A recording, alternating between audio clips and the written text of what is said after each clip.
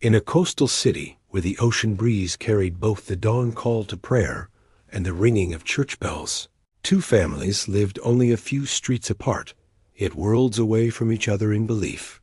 The mosque's minaret rose above whitewashed rooftops, and not far from it stood a modest church with blue windows that caught the morning sun. The sounds of devotion often blended in the sky, but on the ground, lines were drawn carefully and guarded fiercely. Amina had been raised in a home where faith was the center of everything. Her father was a respected man in the community, known for his knowledge of religion and his strict commitment to tradition. He believed that faith was not only personal, but ancestral, something inherited and protected. Amina grew up learning verses by heart, helping her mother prepare meals for religious gatherings, and listening quietly when elders spoke about honor and obedience. She was gentle, thoughtful, and known for her calm smile. No one had ever had reason to question her loyalty to her family. Daniel lived a few streets away in a house filled with hymns and framed Bible verses. His father served faithfully in their church and believed that marriage was sacred and should always unite two believers of the same faith. Daniel grew up attending Sunday services without fail, singing in the youth choir and helping his mother with small chores. He was kind, curious, and artistic. He loved sketching the ocean at sunset and believed that God's beauty could be found in every corner of creation. Their paths crossed in the most ordinary way. One afternoon at the public library near the old fort by the sea, both reached for the same book of poetry. Their fingers touched briefly before they both pulled back in surprise. They laughed softly, apologized, and decided to share the table. That afternoon they spoke about literature, about dreams of travel, about how the sea looked silver in the mornings and gold at dusk. Religion never entered the conversation. It felt too heavy for such a light beginning. They began seeing each other more often at the library. What started as polite conversation turned into friendship. They discovered they both loved the quiet of early mornings and the sound of waves crashing against the shore. Daniel admired Amina's intelligence and the way she spoke thoughtfully before answering. Amina admired Daniel's kindness and how he listened without interrupting. Slowly, carefully, something deeper grew between them. When religion finally entered their conversations, it did not come as an argument, but as a question. Daniel once asked whether she ever felt that faith was larger than the way people defined it. Amina hesitated before admitting she sometimes felt that God must be greater than human divisions. That moment bound them in a shared vulnerability. They did not try to change each other. Instead, they spoke about what faith meant personally, about prayer, about doubt, about hope. They found comfort in their differences rather than fear. Love came quietly.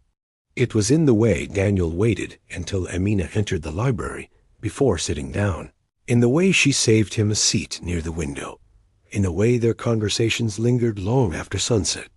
They knew the risks. They both understood their family's expectations.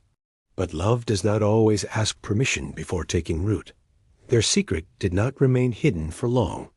A neighbor noticed them walking together near the shore. A cousin mentioned seeing Amina speaking to a Christian boy. One evening, her father called her into the living room. His face was stern, his voice controlled but cold. He asked if the rumors were true. Amina felt her heart race, yet she chose honesty. She admitted she had feelings for Daniel. The silence that followed felt heavier than any shouting. Her mother's eyes filled with tears. Her father spoke of honor, of faith, of generations who had upheld their beliefs. He told her that such a relationship was impossible, that it would bring shame upon their family.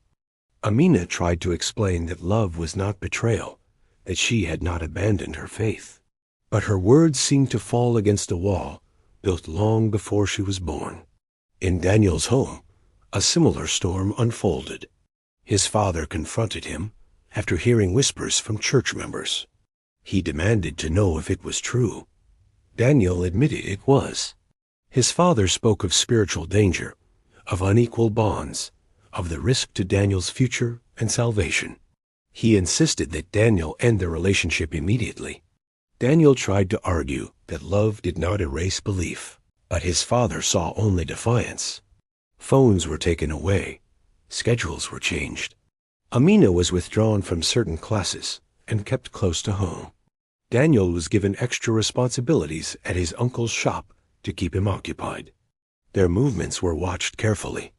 Yet even under restriction, their feelings did not fade. They found small ways to communicate, leaving letters hidden beneath a loose stone near the beach. In those letters they wrote not of rebellion, but of patience.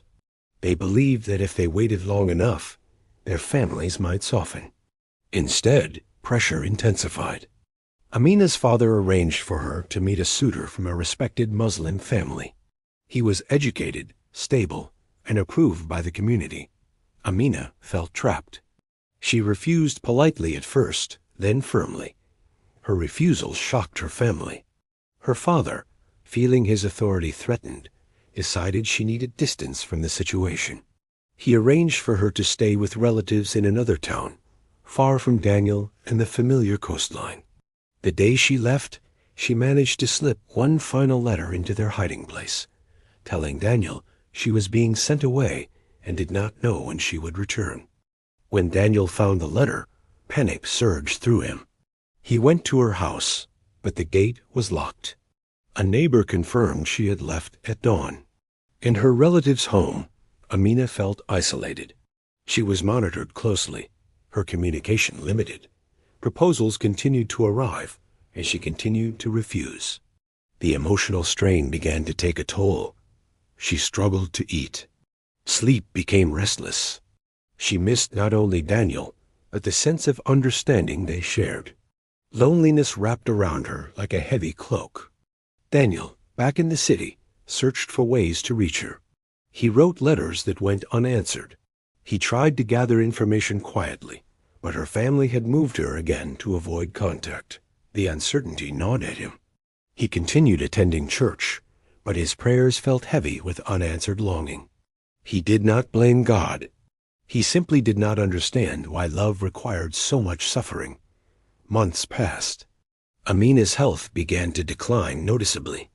Doctors attributed it to stress and exhaustion. Her mother worried, but her father remained convinced that time would heal her attachment and restore her obedience. Yet Amina's condition worsened. Grief and isolation drained her strength. When word finally reached Daniel that Amina was seriously ill, he traveled immediately. He stood outside her relative's house, pleading for permission to see her. Her father refused, insisting that Daniel's presence would only complicate matters. Daniel waited outside for hours, hoping someone would change their mind. Inside, Amina drifted in and out of consciousness, whispering his name. As dawn approached, the call to prayer rose into the sky. Moments later, church bells echoed from afar. The sounds blended softly over the rooftops. Inside the house, Amina's breathing grew faint.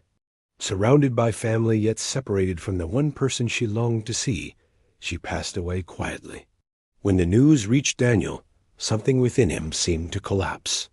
He did not shout or protest. He felt a deep emptiness settle into his chest. In the weeks that followed, he withdrew from friends and family. He went through the motions of daily life, but joy no longer touched him. He visited the beach often, holding on to the last letter she had written. Grief consumed him slowly. He lost weight. His health deteriorated. Doctors spoke of stress and exhaustion, urging rest and nourishment. But his spirit felt irreparably wounded.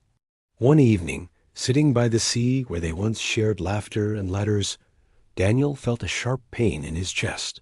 He was taken home, but his heart, strained by months of sorrow, could not recover. Within days, he too was gone. 2 funerals were held in separate spaces, guided by different rituals, spoken in different prayers. In death, as in life, they were divided by the very boundaries they had never wished to cross. Their families mourned deeply, each in their own way, perhaps wondering in silent moments whether things could have unfolded differently. The city continued as it always had, The call to prayer rose each morning. The church bells answered faithfully.